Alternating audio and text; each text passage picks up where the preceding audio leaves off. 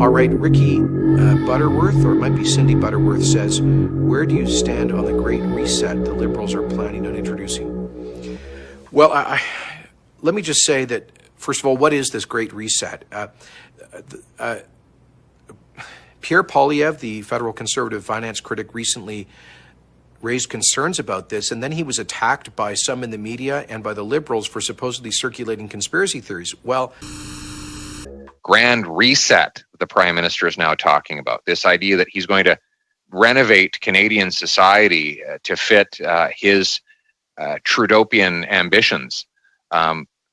This is not a time to re-engineer society to his liking or to his socialist ideology. This is a time to get people safely and securely back to work to protect their lives and their livelihoods, not a time for government to take advantage of the crisis in order to massively expand its powers at the expense of Canadians' freedom. The Great Reset is actually the name of a book by a very prominent advocate of it. His name is Klaus Schwab. He sent me a copy. I guess he sent one to probably every government leader around the world.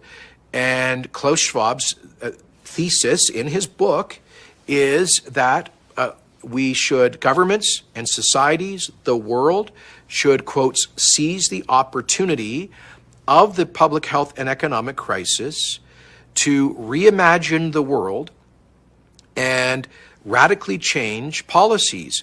Now, in what ways? I would describe it as a grab bag of left-wing ideas for less freedom and more government, for more government intervention, for policies that would, I think, create massive poverty, particularly energy policies that he is advocating. So Klaus Schwab, by the way, is the president and founder of the World Economic Forum, also known as the Davos Summit.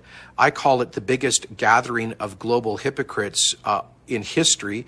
It's a little ski village in Switzerland, and every, I think, February, a couple of thousand super rich people, a lot of billionaires, millionaires, global CEOs, and politicians fly into Davos, men with hundreds of private airplanes. They go into Switzerland, and they spend a week basically lecturing the rest of the world, including especially working women and men, about how they should reduce their carbon footprint. The hypocrisy in that crowd is so thick you can't even cut it with a knife. And so, no, I'm not going to be taking any policy direction from Klaus Schwab or his ilk. And what I find offensive, look, the so-called Great Reset is not a conspiracy theory. It is an actual set of concrete proposals being advocated by some very influential people, and including, apparently, by Prime Minister Trudeau, who clearly alluded to it, referred to it, quoted from it, the Schwab theory, in a speech he gave to the United Nations a couple of months ago. So it's not a conspiracy theory to talk about that. Those are the folks advocating it. This pandemic has provided an opportunity for a reset. This is our chance to accelerate our pre-pandemic efforts to reimagine economic systems that actually address global challenges like extreme poverty, inequality, and climate change. Building back better means getting support to the most vulnerable while maintaining our momentum on reaching the 2030 Agenda for Sustainable Development and the SDGs. Canada is here to listen and to help.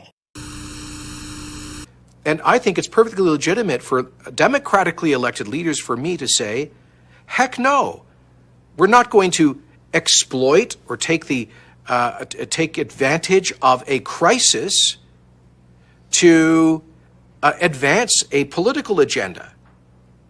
If we're actually all in this together, like we keep saying, then how about we focus on the crisis, on protecting lives and livelihoods, helping people get through this, and how about after that, instead of exploiting the crisis to impose on democratic societies a whole bunch of failed socialist policy ideas, how about instead we get refocused on generating economic growth, on recreating some of the trillions of dollars of wealth that will have been destroyed, of restarting some of the hundreds of thousands of businesses that will have gone under, of obsessively focusing on getting the millions, the tens of millions around the world back to work. Those who have suffered most in the COVID era have been the poorest around the world. And so the notion that we would then drive them further into energy poverty through Klaus Schwab's policy agenda is, I just frankly find it offensive. So no, it's not a conspiracy, and nor is it a conspiracy theory. I think it's just very distasteful and regrettable that influential people would explicitly seek to take advantage of a crisis like this to advance their own political vision and values.